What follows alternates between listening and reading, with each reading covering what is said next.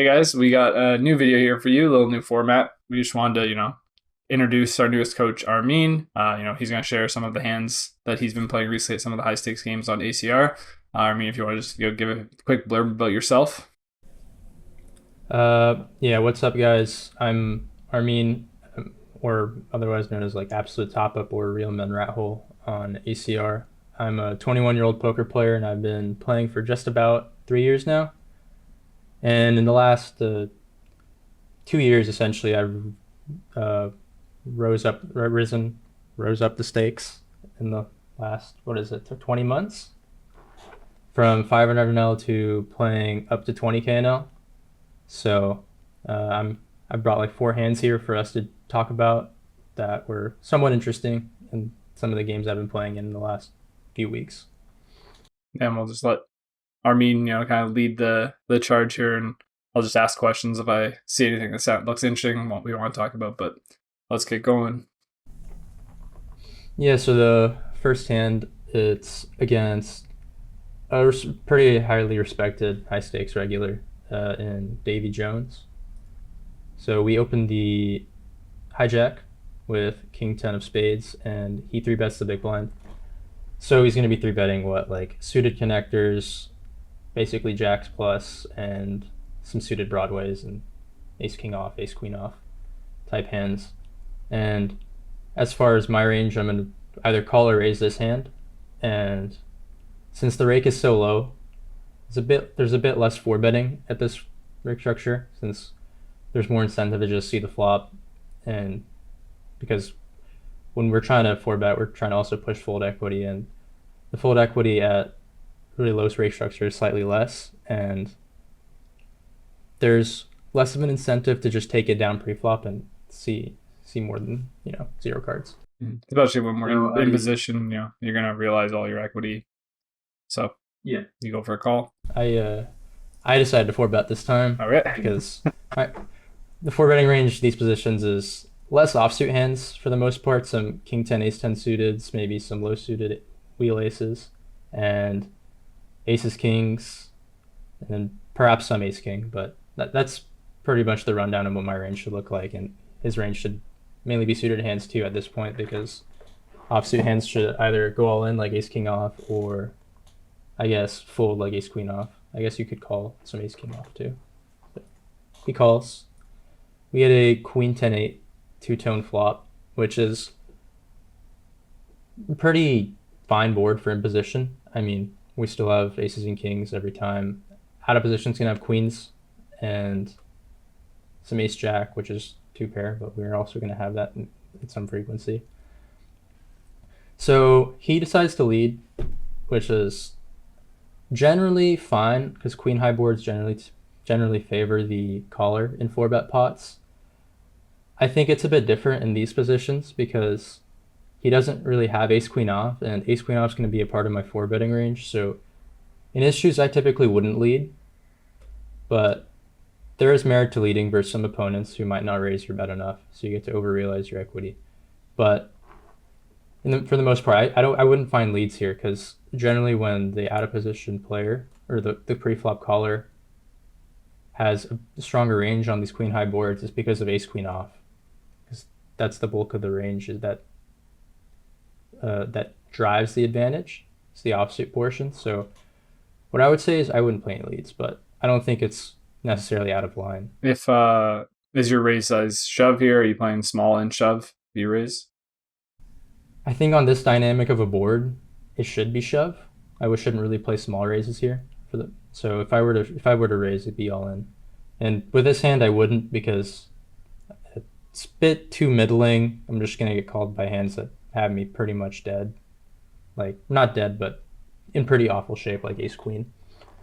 So yeah, I decided to call, thinking his value range is basically ace queen and aces that trapped pre, and his bluffs for like ace jack, some suited connector like 6-7, or like maybe some ace king off is basically what I would break his range down into. And then he shoves the turn, so I'm in a pretty miserable spot with king 10 because I don't really block value. King queen suited, I guess, could take this line, but this is more of a line for like a bit of a stronger hand like ace queen. and aces. So essentially, when I'm in this spot here, I'm thinking this is like pretty much the worst paired hand I'd almost ever have here. So if I'm calling this, I'm calling pretty much everything. But it is less than pot in a 4-bet pot, so I'm getting relatively good odds on the turn.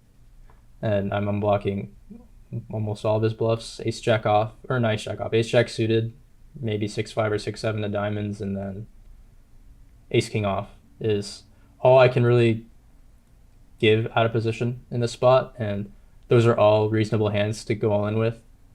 And to support that, I mean, support the bluffs, I mean, you're supposed to support your value. The value should be ace queen and aces. And I guess queens is reasonable, but you might not want to go all in with queens. Instead, you want to choose a smaller size, which is completely reasonable. But yeah, I basically rolled a 50-50 and landed on call because I don't think I should fold this every time. And because otherwise, I think I'm folding almost everything and only calling the nuts, which I don't think is appropriate. And I mean, ace 10, I think the blockers are too strong to fold. So ace 10 would be in here every time for a call. But king 10, so and so, where my head's at. And yeah, we need 32% against whatever shoving range he's developing here. Yeah, and I think that's reasonable because it'd be much more of a difficult situation. I mean, it's a difficult situation as is, but it'd be much tougher if he had ace queen off. But I don't think that should be in his range. So he shoves, I call, and we run it twice, and I actually win versus ace king. And I think he played his hand fine. It's just I wouldn't construct a leading range these positions. Perhaps like looser positions I would, but Did you run this hand at all? Did you look at it afterwards? I looked at it. Its hand was like from maybe three weeks ago, Okay. maybe a little week and a half ago. I'm pretty sure he's not supposed to have any leads on this board, but it's not really losing EV.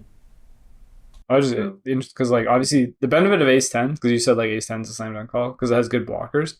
But the one thing that's like somewhat interesting about king 10 is like you have better equity when you're behind, which I know isn't like super important, but just like he's not gonna against a range of aces and ace queen, king 10 has more equity than ace 10 does. Yeah. So I mean, but obviously the flip side of that is ace 10 blocks more value and king 10. It's interesting because like I don't know how many. I guess you can play like king jack of spades and stuff this way, but that seems he has to be careful not doing that too much as well. But yeah, definitely super interesting and like not the most standard pot. It's a nice one to start with. Yeah, definitely.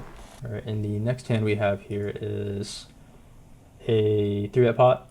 I open the cutoff with 5-6 of clubs and get 3-bet out of the small blind. And I call. Um, Out of position C bets for 30-ish% pot, 33% pot, around that much. I think this is basically a range bet on this texture for a small size.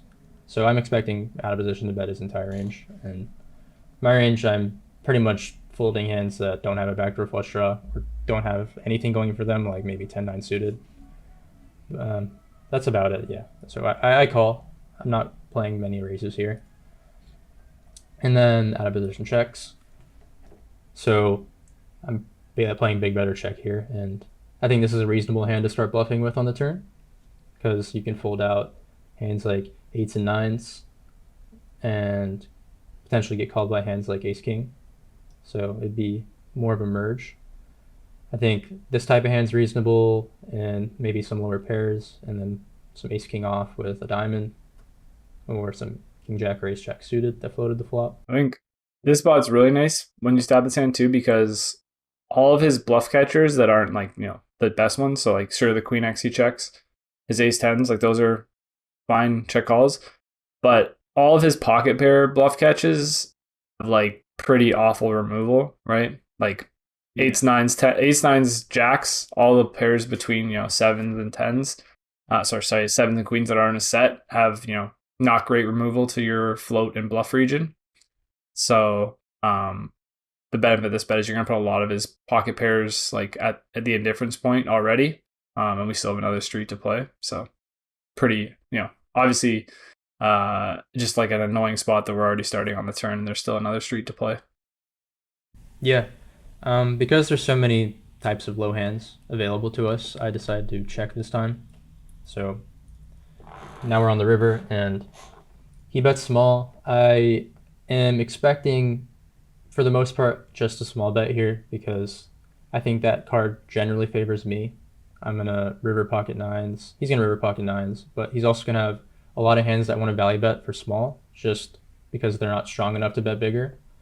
I'm gonna have 6-7 suited more, 7-8 suited more than he is. I'm gonna open it every time, call it 3-bet pretty much every time, and he's gonna have to fold it pre-flop. So in addition, he's also gonna be barreling a lot of diamond hands on the turn, and I'm somewhat incentivized to check back some of my diamond hands because I don't want to get check shoved on. So I guess I would say it's slightly a better river for me. I'm probably gonna have King Jack as more as well because he's probably gonna bet it very often because that's a pretty high equity turn card for his range. So I expect a decent amount of barrels. And I mean, when I shove over this bet, it's pretty much going to be a straight or a flush, maybe pocket nines. Are you playing? So you're playing one raise size here again, just shove, Yeah, one raise size. I'm either calling or going all in. and it's basically straights or pocket nines. Straights are better, like straights, flushes, and pocket nines. Yep, pocket nines is a little dicey if he's playing one size only. If he's playing also an all-in size on top of this, then it might be a little more reasonable. Because in this line, pocket queens should be in it almost every time, is what I would expect. Pocket queens every single time. And some queen X of diamonds. So nines, I don't think is actually so straightforward in a spot like this. Because it's a pretty, once you shove, you're going to get called by some worse hands for sure, but you might also end up cutting. But I think in game I would have shoved nines. And as for my bluffing region, it's actually not so intuitive. I mean, it's a little intuitive once you like figure it out and think about it. I'm not really gonna have a single diamond hand here that would make sense to go all in with. Ace king off with a diamond, I think I would bet the turn. And ace queen off with a diamond, I mean, you could just call and win. King queen with a diamond, that would fold pre. So my bluffing region kind of has to come from low pairs. You can have eights with a diamond. It's like Yeah, eights with a diamond that could bluff is once in a blue moon 8-7 of clubs, yeah, which is reasonable. I basically landed on I'm either calling because I unblock bluffs, or I'm shoving because I unblock folds. And I landed on a shove this time, and the villain beat me into the pot with pocket queens for the diamond, so he played his hand pretty well, and I think there's nothing much I could do.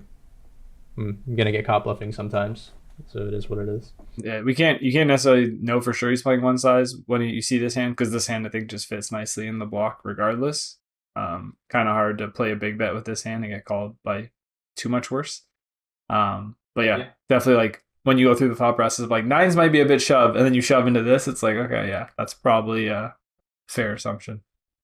Yeah, I think I looked into the hand, and I mean it really ultimately depends on how he's gonna play the river, but I think pocket nines actually is a call, if he's playing the one size. And our next hand is a 10K NL hand with 10-9 offsuit. 1+1, one of the bigger winners at high stakes cash in the recent times, opens the cutoff. And I defend 10-9 off in the big blind, and I flop the nuts. So it's a good start. I check, and he checks. Turn king. I think it's very reasonable to just play a polarizing size here and just go for an overbet or just check. So I'm either overbetting this hand or checking, and I'm betting pretty infrequently and pretty strong. I check this time, and he bets 1/3. I think it's a fine size. You could pretty much go for anything except for an overbet here. I think I would play slightly bigger, but I don't think this is the wrong size at all. He bets 1/3, and obviously I'm raising. It's just a matter of what size. So generally in these delay check raise lines, the size I choose is very, very large. So it's either 150% or 200% pot between that percentage region. because I'm basically setting it up to go all in on the river at somewhat of a reasonable like percentage, like 2.5x spots, probably what I'm shooting for, maybe a little larger. But yeah, I raise big. I raise maybe 150. I actually don't remember what that size was while I was doing it, but it was between 150 and 200.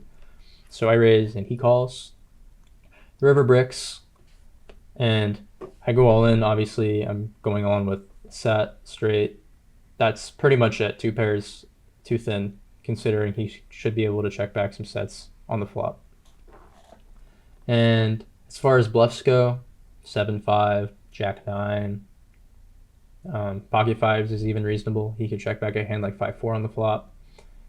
And yeah, I think that's pretty much summing up my range. There's nothing too unintuitive here. I want to basically go in blocking straights and or check back traps. Yeah, like in these spots, a lot of his hero calls obviously will come from like King 7, King 6, a lot, but lots of vague statement. But like the suited ones, those are gonna be high, obviously very high frequency calls for him. So I'm assuming like jamming with like the 7-5, 6-5 combos that block King 6 and King 7 are gonna be like slightly preferred. Yeah, no, I agree. He thought about it for like 2 seconds and flicked it in with Jack 8 of Hearts. So he called me down pretty light. Probably thought I was over bluffing in this spot, which I guess it could be reasonable because it's attacking a somewhat capped range. Um, what I think is his turn bet's kind of interesting. I think I would check back his hand on the turn because you really don't want to get raised in this spot. And your hand already has a bit of showdown, and it'd be nice to have some flushes in your double check back line. I think maybe if I bet, I'd rather want to bet like 10-9 or 9-8 of hearts because then it's less likely I'm getting check raised by a value hand. Because I mean, it's pretty straightforward blocking 10-9 and 10-9 suited or 10-9 offsuit and 9-5 suited. So that's probably where I would go if I wanted to stab the turn.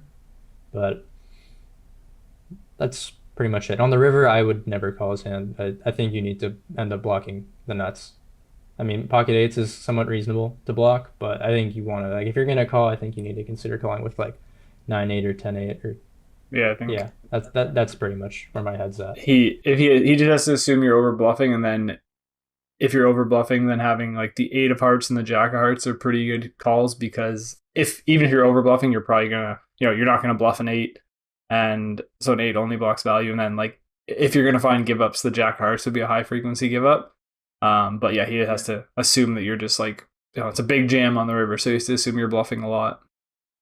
So yeah, his assumption basically, for the most part, has to be right. Like given the assumption that I would be over bluffing, it's pretty reasonable call because it's less like I'm not very likely I'm bluffing with a heart on the river because a lot of his call turns, fold rivers, like snap fold rivers is going to be flush draws. I think this is going to be our last hand of the video. I'm playing a 10K game with all regs. There was a rec, I imagine, in that spot, but sometimes I just feel like playing. So I open the hijack with Queen Jack of Diamonds, get 3-bet by Stefan, and I'm doing nothing other than calling here. And he checks, so this is a board that out of position is going to miss for the most part. Going to have a lot of offsuit high overcards and even some suited broadways that just are going to have to check because betting them every time is just going to lead into some pretty difficult situations. And towards my hand, I'm going to do a lot of small stabbing on the flop. And my stabbing region is going to be queens, jacks, 10s, 9s, pairs on the board, some straight draws, and obviously a hand like queen jack is a pretty good stab on the flop with a backdoor flush draw. Because depending on the raise size, I can call the raise, and I have pretty good removal to the hands that can check raise me like queen jack or queens and jacks. So I check back this time, probably stabbing it most of the time on the flop. And then we get the 9 of diamonds turn. Pretty good card for me. It's not really gonna have 6-7 very often. I'm gonna have 9s, or I'm gonna have 8s more often pre-flop. I'm gonna have 9s in this line pretty often. I think 9s should be betting a decent bit for him because of equity denial to overcards. And yeah, he checks, and I'm playing Probably a small size in check because most of my stronger hands would have bet the flop most of the time. I do improve a bit on the turn, but since most of his range is going to be ace king off and ace queen off, it makes more sense to bet small here or medium at best, at high, at the largest to target that weak of a range. So I bet small and get check raised, which is already a bit unpleasant with a hand that has, a hand that generally wants to realize equity. So he raises. I think that range is going to be aces a lot and pocket nines and ace nine suited, and that's pretty much it. Yeah, he's going to have overpairs, but the bulk of it's going to be aces and nines. I feel like, or ace nine, because a lot of his jacks, tens, queens, kings are going to bet the flop a decent bit or probe the turn. Am I going to shove this hand in position? I think it's somewhat reasonable, and I called. I decided to call. I river top pair, and I've been back and forth on this pretty much for the last like few days, and I'm starting to like be happy with my decision more and more, but I think it's still a decent chance that I could be wrong. He bets 15% pot, and I think jamming. I thought about jamming for value, and I also thought I think in game when I was thinking about his bet 15% range makes it really look like ace nine, and obviously what else would want to size down on the river on the queen? Jacks and tens, and ace nine is pretty much it. Is basically where my head was at, but then I thought about it longer before I called, but I decided on calling. I basically thought about this. Jacks and tens are gonna bet the flop a lot. They're gonna probe the turn a lot. So for hands that check, to me it looked like he had ace nine or pocket nines, and it would make a lot of sense for him to size to this size with pocket nines. So I decided to not shove one pair for value. So my best one pair hand is going to be a queen here, and I basically decided on two pair plus or a set or straight. I ended up calling, and he showed ace nine, and I was pretty disappointed because, in my experience, whenever I would go all in this spot, it's pretty hard to fold a hand like that. You get a Yeah, good what are price. your thoughts? Because I've been going back and forth. It's easy to talk yourself into the the bluff catch once you've bet 15% pot into a massive pot. Yeah, But yeah, yeah. I think after the hand for the next day and a half, I was pretty much like, yeah, I probably should have jammed. Missed out on some value, potential value, and I mean, the more I think about it, I don't see what other line he'd take with nines. I think he would do the same thing. So I'm not entirely disappointed. I'm not as disappointed as I was earlier. But I mean, who knows? Maybe he goes all in with nines, and I'm missing out on value yeah, it's here. less clear if in the other spot he thought somewhat likely playing a one size strat on the flush complete river, whereas in this spot, you know, we don't know for sure. This spot, I think probably two sizes. This size and all in. It's what I'm guessing. So yeah, it's a close spot. I'm it's just somewhat undecided, but I'm not as unhappy as I was a few days ago. All right, well, those are some pretty different hands for sure. Like some 4-bet pot leads, some big check raise spots, and some different bet sizes on the river. We'll definitely have more videos with Armin moving forward. So yeah, if you're not already subscribed to the channel, make sure to do so, and we'll be pumping out more content in the coming months. So stay tuned.